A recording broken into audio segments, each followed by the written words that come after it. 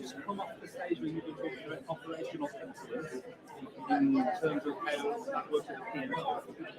Unfortunately, I wasn't able to make that speech, but I was out here talking to people.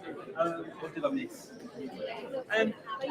So operational excellence is a term that's been around for many, many years. And what we wanted to kind of share was our journey around we were a new PMO that started 2 years ago, where we've come from, the fact that we've had to evolve in that journey as the business has learned from us.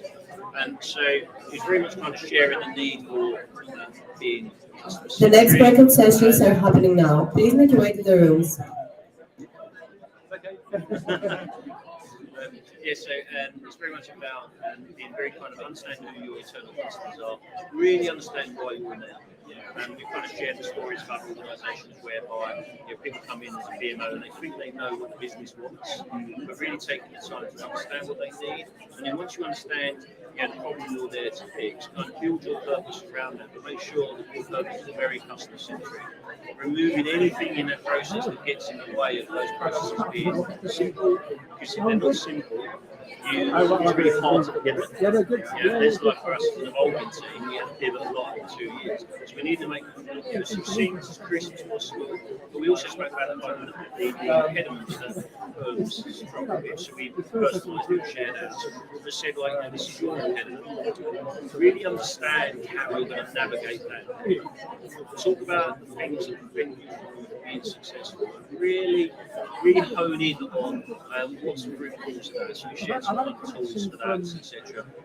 And focus on the root cause, really fix the root cause. We spoke about things such as Pareto principle, about you don't need to fix everything, you just focus on the key things. Because if you really get down to the root cause, you actually drive, not by design, but it will just fix lots of things at the same time. And then keep going back and planning and checking, and keep going back and revisiting your purpose. Brilliant. So we spoke about that.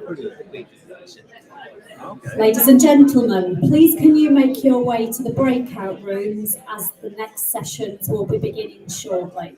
Thank you. The benefits of live television. Yes. So how did the audience take that? Did they ask you any awkward questions? I wouldn't say awkward questions. I mean, I won't lie.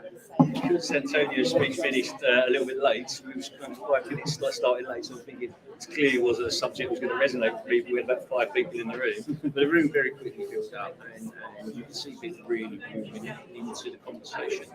Lots of photo taking of some of the slides, lots of questions around our organisation structure, how we try to structure ourselves, lots around clarity and kind of strategy and how do we make our strategy clear so we can make sure that things are better aligned to the strategy. A lot of the kind of challenges that we faced, etc. So as a rule, I would say the room were very engaging.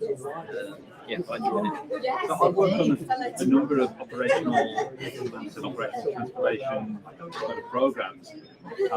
Also, I'm curious where you were saying that they're not making assumptions going in, then flexible. How do you take those first few steps to go in and just understand what exactly is needed? I think the first thing is to be completely honest about it. Right? I actually asked the room, have they ever seen me make a mistake? I actually asked the room, has anybody made that mistake? And I would act myself as one of those people who've made that mistake in those younger years where I read a book and thought this is the kind of the golden chalice kind of thing. I think there's lots we said, but I would also say that, just be really honest with them and just turn around to them and say, I don't want to assume your state. So I'm going to work with the influencers. Okay? And I'm not talking just kind of like the senior leadership team. People who hold real power in possibly kind of lowly operations positions, but they're the kind of people that have potential to stop things around. So just spend a bit of time just having almost don't over-formulate it. Kind of have introductory conversations. Don't try and go sales pitch. Just say, I'm the CEO. Just try and understand how things operate. It could be something that you don't even need to give them your job title, because anything that prevents open conversation is just going to make it harder. So I did that. One of the questions that came through was, what is the mistake that you made when you and I said, that's just a mistake I've made more than once in my career, whereby you assume that those who are pivotal to your well-being and success have bought into your recruitment. Yeah, so actually I had spent a lot of time with people who could really, really grok what I was doing, and to kind of understand their position, understand their concerns, understand their fears, and also what I would also add is that you don't need to take everybody on the journey at the same time. Yeah. So push against some open doors, demonstrate some value in those spaces there, and the word of mouth will start kind of going to those people. They quite often never become the outlier. So even if they don't buy into it, they'll be the outlier. So they're kind of people starting to point fingers. Yeah. I was talking to Antonio earlier, and he was talking about the emphasis on benefits and benefits management, benefits realization, and my challenge to him was about getting people in the C-suite to buy into that kind of thinking and to be explicit about what they want. But with an operations excellence kind of program of work, I can imagine it must be hard sometimes to identify the change that's been made if you're not very careful about making it evaluations at the beginning and getting a baseline of where things are going. Do you have any recommendations on how to tackle that? Yeah, I mean, I think the first thing is that don't get too clever. Right? So in the world of operational excellence, you start with quick wins, right? So it's about focusing on the things that you know cause the most common pain, right? So although there won't necessarily be a hard business case, to turn around and say, if we fix that thing, it translates into pounds and pence. It's around turning around and going, but everybody's moaning about this thing. Right, so if everybody's moaning about this thing, then there's clearly something in that. Right, we need to kind of understand what that is, and I would say also that you don't want to be engineering it, but generally the things that cause the most pain do surface to the top. So we spoke about, although the speech was mainly about operational excellence within the PMO, I'm also the operational excellence program director for BDO, so it's a program across the firm. Operational excellence is a BAU activity, in my opinion. Right? It's continuous improvement, and sometimes you just need to kind of put the jump leads on it and give it a bit of a kickstart. So that's what we're kind of doing. So from a PMO setting, it's BAU. Right? So it doesn't need a benefits case. Right? It's BAU. For the firm, it's BAU, but it needs a kickstart. But what we've really focused on is kind of narrowing all that white noise down to a few points that we're going to go away and fix those common problems. Really understand the root cause of those common problems. But even then, don't get so hung up in finding the finite root cause. Right? Just take it as deep as it kind of naturally goes, and then if you fix that thing, people go, "Oh, actually, that's a bit better." And they might turn around and go, "It's not optimal," but if they see it's better, then they're going to come back to you and kind of look to you to do it again. But once again, be brave. I opened the speech talking about how the most important thing in my firm are the firm's values, because they enable me to be collaborative, be genuine, be bold, etc. And I can turn around to people and say, it might be important to you. You need to convince others it's important to them before we go and fix that. Because there's other things that have gone on the picking of that as a result.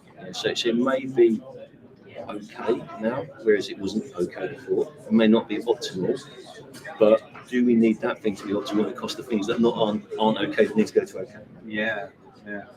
So you talked a moment ago about applying the Pareto principle, something I believe in as well as both in my day job as a PMO and also as a content creator who makes things in the world. In fact, I recently deleted about 80% of my content, right?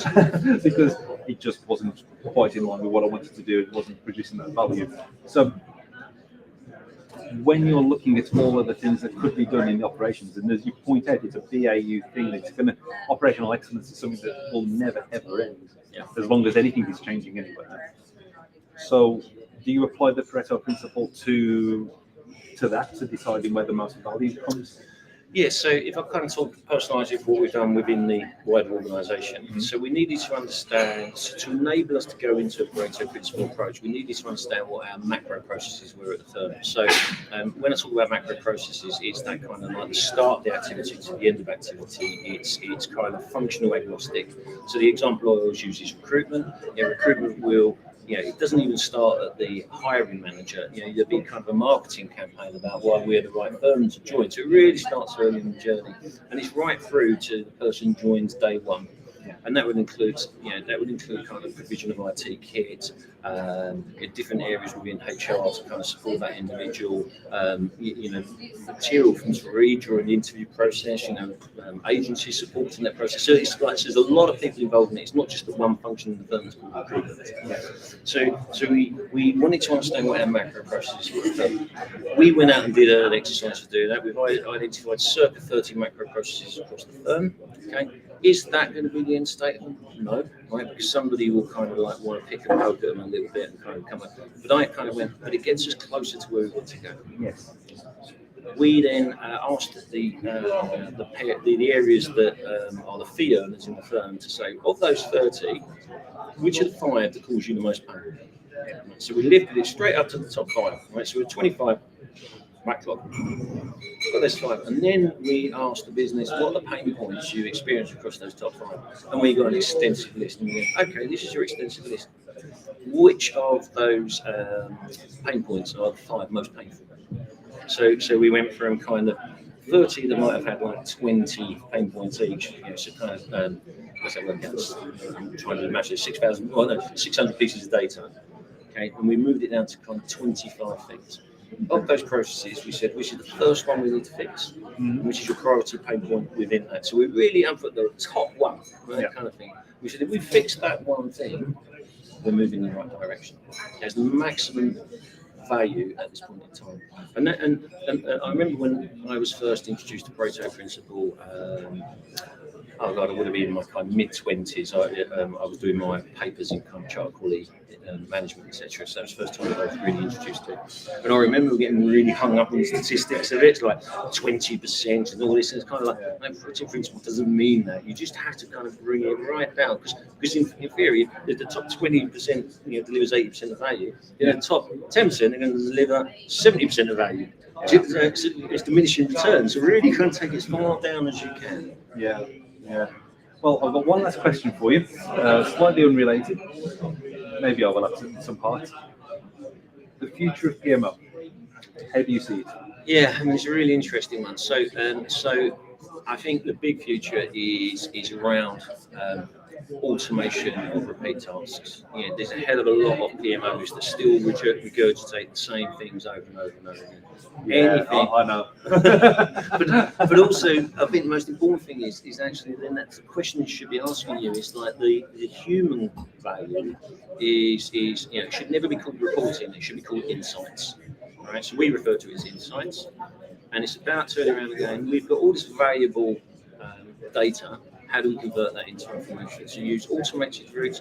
I still think there's a layer for the human layer to kind of join the dots. Right? So the thing I always look for in PMO people are kind of that intellectual curiosity. It's really kind of like I'm seeing a pattern. I can't tell you what the pattern is yet, but I'm starting to see a pattern, and I'm really kind of digging into that space. And maybe the argument is like some AI in the future will give us that, etc. But you still need somebody who's going to validate that. And the other thing also is around personalising the message. Okay, so nobody wants to turn around and go, nobody wants you to go into a meeting and go, of the 20 milestones that were delivered this week, 10 weren't delivered. That means nothing to anybody. It's converting that into the language of this one big thing that we thought were going to be delivered this week didn't get delivered. The reasons for that is this. The implications of that are that these are the decisions we require from this group of people. So really kind of remove all the language of change. Embrace some of the, going back to first principles. Antonio made reference to kind of waterfall versus agile. Who cares, right? That is my view. It's like use the right things for the right job and understand why you're using it. Because things like the language of, I find it really interesting, things like agile. I think we've got really hung up on the language of agile. They've created an agile process. Agile in itself is process agnostic, so they've forgotten the first principles. But there's people selling as a service, making lots and lots of money, and they're selling Scrum and Kanban and all that, but they're not spending enough time on kind of the Agile manifesto and things like that. But even that, why is it a manifesto? It's just a mindset. Yeah. To really get a group of people who really understand why you're doing what you're doing, and then applying that over the top of the function is really helpful. Data-derived information. Yeah. So I see a place for things like ChatGPT and PMO, absolutely do. I see a place for some of the tools that are here today, but I'm very much a great believer in you test the theories out of things that are available to you, because you could just be buying, frankly, this junk if you're not careful. Right? You really need to kind of test the theories out. You're buying a piece of tool because it's taking up too much human capacity, not because it's showing. I'm fully magpie syndrome, but don't get caught up. So that was a really long answer to your question. I still see a place for humans, people in it, but it's the person in the people, not the pair of hands. You heard it here first. So we're going to continue to have interviews throughout the day. So please make sure to like the video, to subscribe to the channel wherever you're seeing this, and share it with your colleagues and friends. Thank you ever so much for joining us. Cheers, thank you.